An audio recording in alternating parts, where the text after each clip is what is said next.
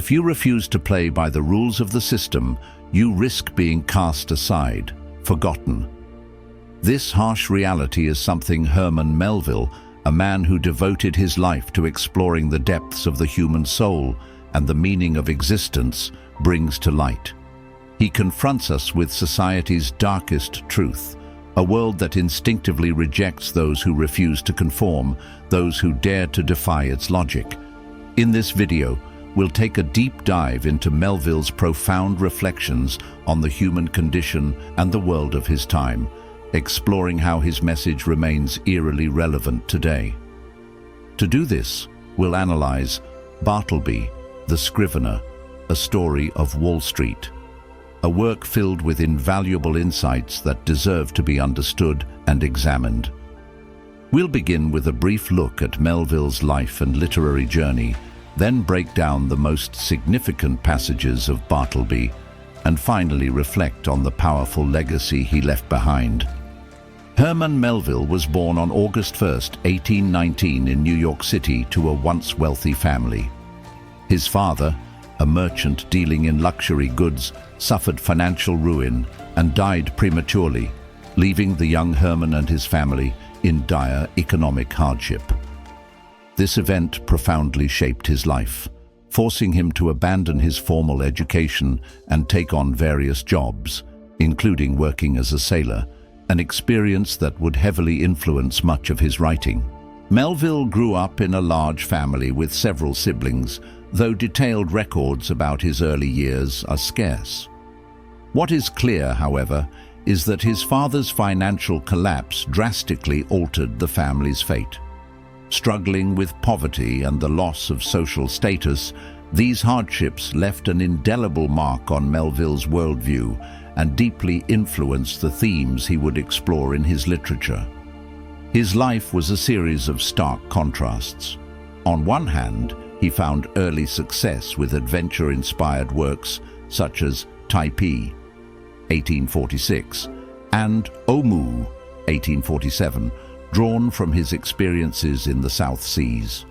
On the other, Moby-Dick, 1851, now considered his greatest masterpiece, was largely dismissed by the public during his lifetime. His writing grappled with themes of alienation, the struggle between the individual and society, and the search for meaning in an indifferent world. These ideas are at the heart of Bartleby, the Scrivener, first published in 1853. Though overlooked at the time, it was later recognized as a profound critique of modern society. Melville passed away on September 28, 1891, nearly forgotten by the literary world. Now, let's explore his masterpiece.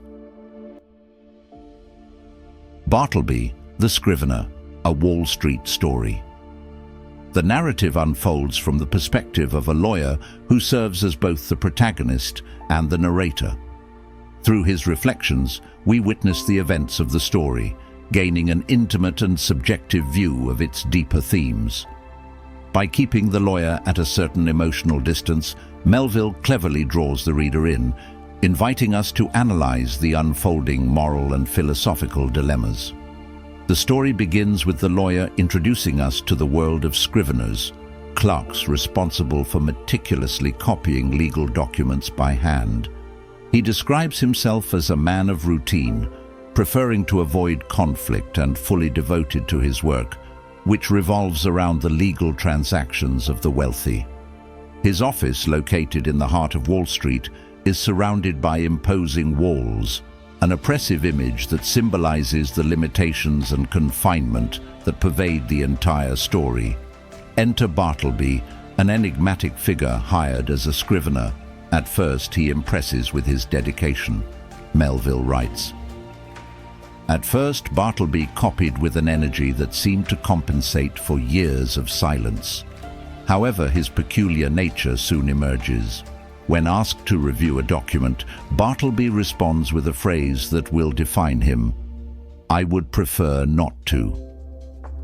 This seemingly mild refusal unsettles the lawyer, setting the tone for the entire narrative. Bartleby does not protest, nor does he explain. He simply declines with unwavering calm. Later, Melville reflects. A man bound to his labor becomes a mere machine, copying day after day, losing fragments of his soul. Through this, Melville subtly critiques a system that slowly and silently drains individuals of their humanity. Bartleby's repeated phrase, "I would prefer not to," becomes a quiet form of defiance. He is not a revolutionary. Instead, he gradually retreats from the world. The lawyer, confused, initially tries to rationalize his behavior. "Perhaps he misunderstood my request," he muses. But as Bartleby's refusals persist, the lawyer begins to grasp the deeper implications. His scrivener represents a complete rejection of societal and professional expectations. As the story unfolds, we learn that Bartleby does not leave the office. He sleeps on a shabby couch, living off nothing but ginger biscuits, entirely detached from the outside world.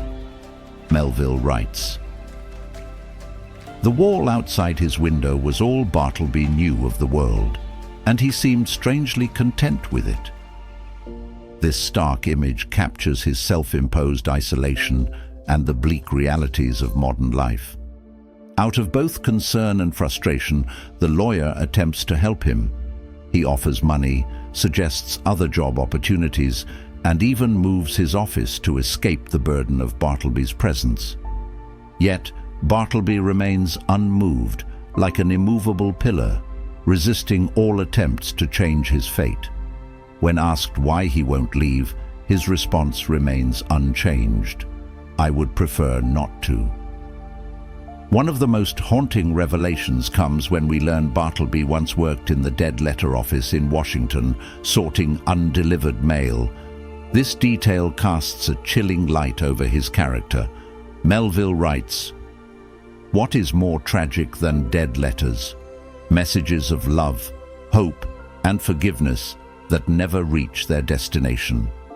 In this moment, Bartleby transforms into a symbol of a society that crushes individuals through bureaucracy and indifference. His decline reaches its final stage when he is arrested for refusing to leave the abandoned office. The lawyer, feeling a lingering sense of guilt, attempts to intervene, but Bartleby continues his silent withdrawal. Imprisoned in a facility aptly named the Tombs, he faces total isolation. The system, incapable of tolerating his quiet defiance, discards him. In the story's final moments, Bartleby refuses to eat. When his lifeless body is discovered, Melville delivers a devastating conclusion. "They found him lying in the yard, facing the wall. He was dead, but his expression was serene." The lawyer reflects. Society discards Bartleby as it does a dead letter, never read, never understood. Melville's timeless lessons. Melville's work is a piercing critique of modern life. Let's break down its core themes. 1. Alienation in a mechanized world. Society reduces individuals to mere instruments of labor. Bartleby's quiet defiance exposes the dehumanizing effects of a system that values productivity over personal worth. 2. The harsh reality of capitalism. Set in Wall Street, the heart of American capitalism, the story highlights a world where profit reigns supreme, often at the expense of compassion. 3. The loneliness of the modern individual. Melville reveals how an increasingly individualistic society fosters deep isolation, not just for Bartleby, but for everyone, including the lawyer. 4. The struggle for meaning. Bartleby does not rebel, he simply withdraws. His silence is not an act of defiance, but a resignation to a world that has no place for him.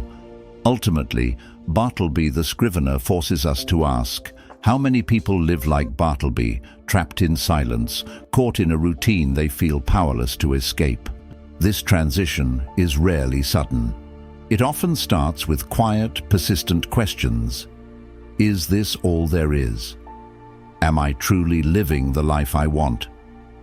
These thoughts may arise during a significant birthday, a professional milestone, or even in the stillness of a reflective evening. Once these questions take root, they don't fade. They intensify, demanding honest answers. Confronting these uncertainties can feel destabilizing, leading many to label it a midlife crisis. But Jung reframed this experience. What if, instead of a breakdown, it's a breakthrough? What if this stage, with all its doubts, shifts and transformations, is precisely what we need to evolve into who we were always meant to be? In Memories, Dreams, Reflections, Jung described midlife not as the beginning of decline, but as the onset of something more authentic and meaningful. To fully appreciate his perspective, we must examine how we approach the first half of life. In these early years, we focus on building what Jung called the persona, the outward identity we present to the world. This persona is shaped by cultural norms, societal expectations, and the roles we are encouraged to play. It helps us navigate social structures and establish stability, but it is not our full, true self.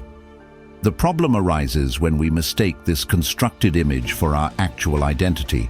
As we reach middle age, cracks begin to form in the persona. The roles we have played start to feel confining, and the dreams we once chased may lose their appeal. This is where the real transformation begins. Middle age is not about unraveling, it's about redefining. It's about reshaping our understanding of success and fulfillment on our own terms. Jung saw this period as an invitation to shed outdated definitions and embrace a more meaningful and authentic existence. This journey requires courage and introspection. It asks us to confront parts of ourselves that we may have ignored or suppressed. Yet, it is also incredibly freeing.